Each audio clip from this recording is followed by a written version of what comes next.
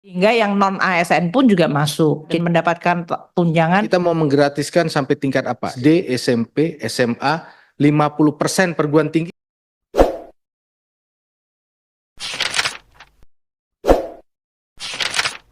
Kepada Pak Ketua, sebelum Pak silakan, Ketua. silakan. Tadi saya menunggu nih 3 wamen menjawab, menambah penjelasan.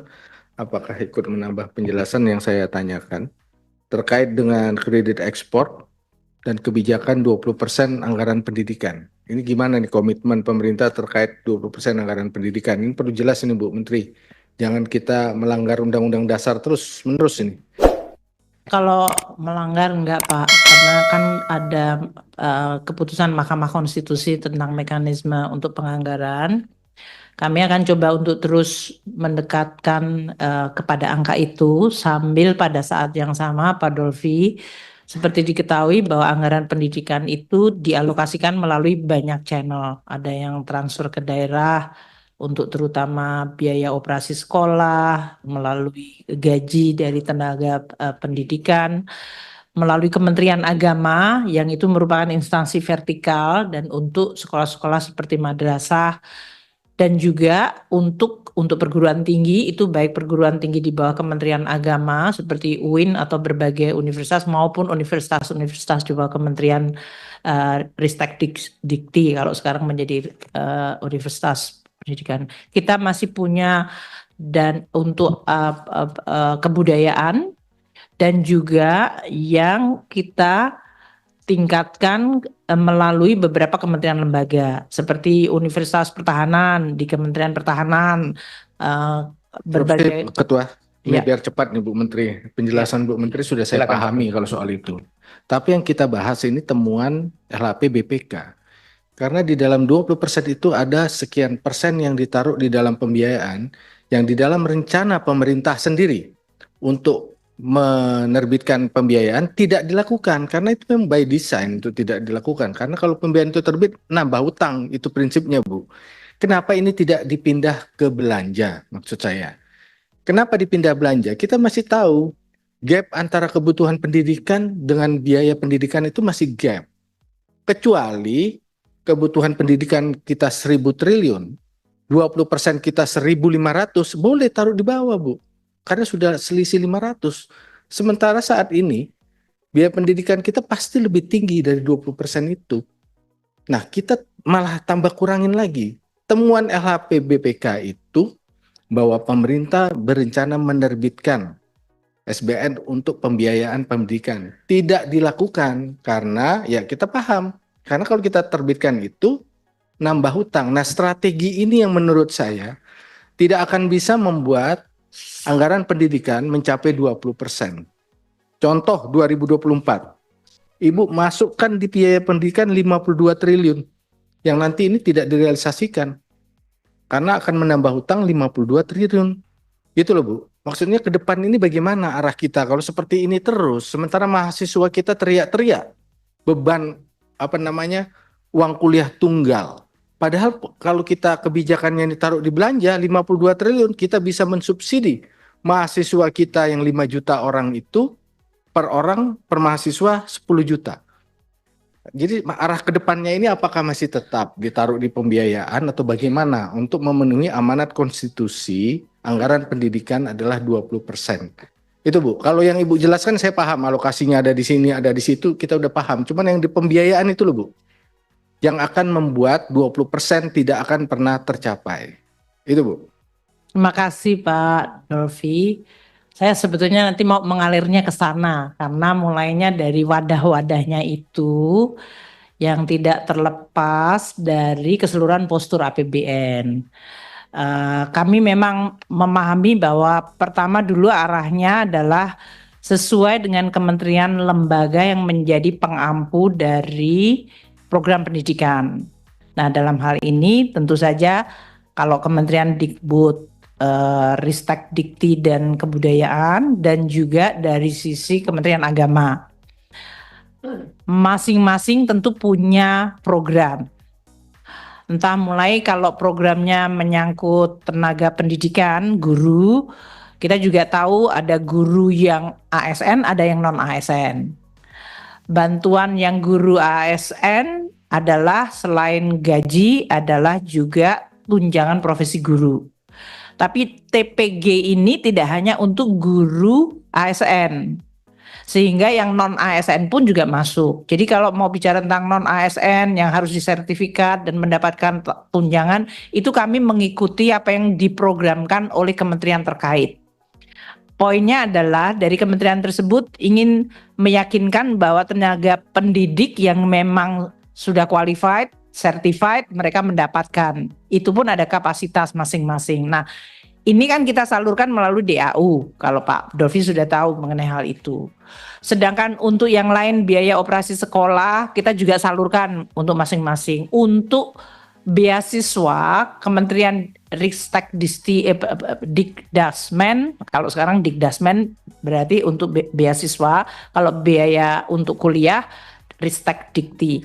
Itu mereka juga sudah punya targeted berapa dari siswa-siswa atau mahasiswa yang akan mendapatkan beasiswa tersebut. Jadi kalau mengenai apa dan berapa, tentu mereka akan membutuhkan. Sekarang dengan berbagai program yang kita lakukan, kita tetap melakukan. Itu untuk anggaran pendidikan sesuai dengan peruntukannya, Pak Dolfi. Pak Dolfi sekarang mempermasalahkan yang kita taruh di below the line, yaitu yang di bawah pembiayaan. Sebagian memang masuk dalam LPDP, yang di situ akan masuk menjadi anggaran abadi untuk pendidikan tinggi, anggaran untuk pesantren, anggaran untuk kebudayaan, maupun untuk LPDP dan research. Itu kita sudah ada dan Bapak dan Ibu sekalian bisa mengundang nanti LPDP mengenai program mereka. Kita pun sekarang juga mengadjust dengan menteri-menteri yang baru untuk apakah ada arahan-arahan yang harus ditambahkan atau dipertajam. Mengenai 50 triliun Pak Dolfi tahu betul, itu adalah di satu sisi adalah size dari seluruh belanja, 20% kita alokasikan selain yang sudah clearly allocated melalui KL dan yang kita masukkan ke LPDP, kita mencadangkan sebetulnya karena kita juga melihat kemungkinan total anggaran nggak sebesar yang tadi. Artinya total belanja, total anggaran yang akan dibelanjakan setiap tahun kan Pak Dolfi tadi kami menyampaikan di sini even Kementerian Keuangan kemungkinan akan menyerapnya 93,7%. Jadi kalau bicara tentang 20% dari total seluruh APBN, kita tahu mungkin bisa bergerak termasuk pergerakan yang berasal yang sering tidak bisa kita kontrol adalah subsidi. Umpamanya kita mengatakan harga minyak 80 ternyata jadinya 74. Kursnya berapa. Nah naik turunnya belanja kompensasi subsidi ini kan menyebabkan size dari APBN-nya menjadi berubah dan oleh karena itu 20%-nya mestinya harusnya kalau konsisten berubah. Yang terjadi selama ini kalau kita pas pendapatan cukup besar seperti tahun 2022-23 Pak Dolfi, kami membayar subsidi kompensasi semaksimal yang kita bisa sehingga PLN Pertamina kalau Bapak dan Ibu sekalian lihat sekarang kelihatannya sehat. Ya karena kita membayarnya tepat waktu dan semuanya sesuai. Dan ini menyebabkan belanja kita menjadi besar, maka 20%-nya menjadi besar. Tapi upamanya kita penerimaan seperti hari ini kita lihat penerimaan kita melambat, kemampuan kita untuk membayar kompensasi mungkin harus dikalkulate lagi, maka size dari belanja menjadi berubah. Jadi Pak Dolfi memang itu menjadi semacam shock absorber. Bukan karena kita tidak ingin membelanjakan, tapi itu adalah bagian dari kita mengelola seluruh APBN kita yang bagian masing-masing ada yang fix, ada yang bergerak. Sehingga kalau bicara tentang 20%, 20% menjadi kita harus mengikuti sesuai dengan keputusan Mahkamah Konstitusi 20% itu makanya kita sebutkan 20% dalam Undang-Undang APBN harus bisa kita jelaskan. Tapi di sisi lain kita juga mengenali bahwa APBN ini bergerak. Sehingga kami membutuhkan semacam shock absorbernya. Itu yang menyebabkan kenapa kami meletakkannya di situ. Nah, Pak Dolfi kami dengan Presiden Prabowo, kami juga sudah diskusi mengenai hal ini. Dan beliau kan sekarang juga sangat detail melihat belanja-belanja ini. Dan passion beliau juga karena investment di bidang pendidikan hari ini entah itu untuk murid-murid, untuk membetulkan sekolah, untuk gizi, segala macam itu cukup besar. Jadi kami menyampaikan selama programnya jelas Bapak dan memang ada pengampu dan responsible untuk output outcome-nya, kami akan alokasikan di belanja seperti yang Pak Dolfi sampaikan tadi. Kalau Itu, Pak. itu Bu Menteri, berangkatnya adalah kebutuhan kita untuk belanja pendidikan itu berapa persisnya. Misalnya kita mau menggratiskan sampai tingkat apa? SD atau apalah istilahnya, atau gratis, biaya murah atau apa sampai tingkat apa? SD, SMP, SMA, 50% perguruan tinggi misalnya. Itu kita butuh berapa sebenarnya? Misalnya kita butuh 1.500 triliun. Sekarang 20% kita 600 triliun, masih gap, Bu. Taruh di atas juga masih belum nyampe. APBN kita 8.000, 4.000 misalnya, 800 triliun, masih gap, Bu. Ditaruh di belanja. Nanti kalau dari biaya pendidikan yang ideal tadi sudah dilewati 20%-nya, baru Bu taruh di bawah.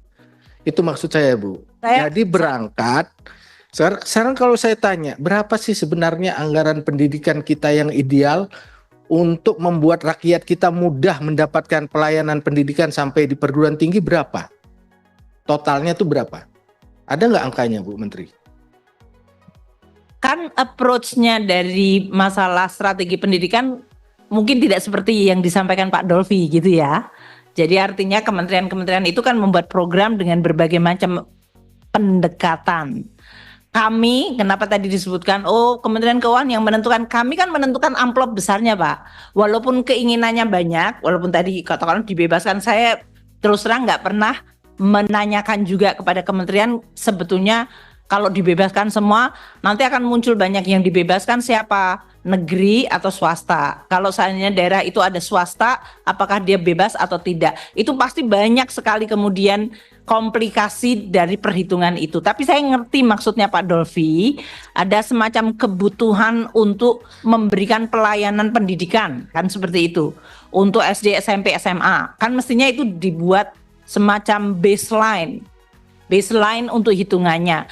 Tapi saya memahami betul yang disampaikan Pak Dolfi, nanti kami coba komunikasikan Pak, karena approach-nya nggak seperti itu selama ini. Pertama karena fungsi pendidikan gini, ada yang terdelegasikan ke bawah. Interupsi Bu, kalau kita baca amanat Undang-Undang Sisdiknas itu jelas Bu, inline terhadap Undang-Undang Dasar 1945 tentang amanat 20%. Itu untuk memberikan pelayanan pendidikan. Kalau kemudian pemerintah melakukan pendekatan yang berbeda, lah ini jadi berbeda ini antara fiskalnya dengan amanat Undang-Undang Sisdiknas.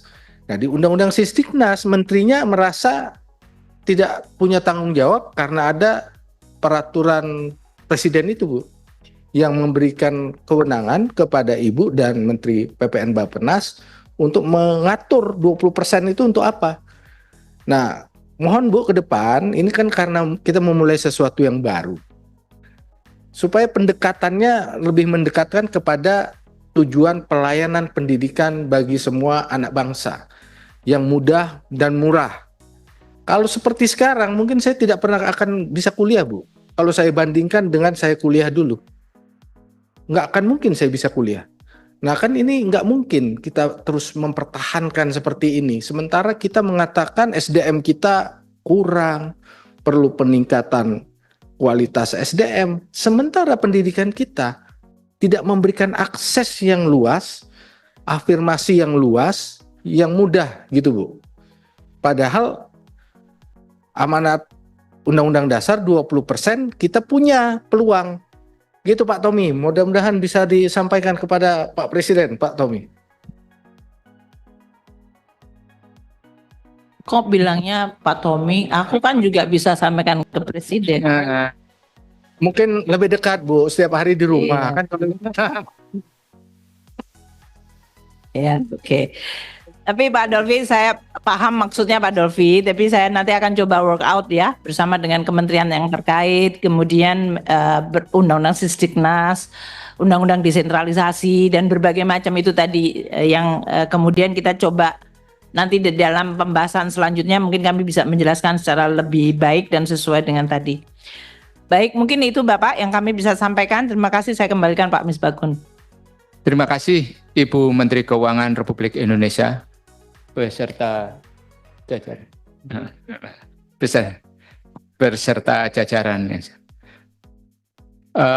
Anggota Komisi 11 yang saya hormati, pimpinan, tadi sudah kita mendapatkan penjelasan yang sangat lengkap, komprehensif terhadap semua pertanyaan, bahkan juga ada pujian buat Pak Khalid sebagai mahasiswa yang cerdas. Dan Komisi 11 di bawah kepemimpinan Pak Misbakun. Ya,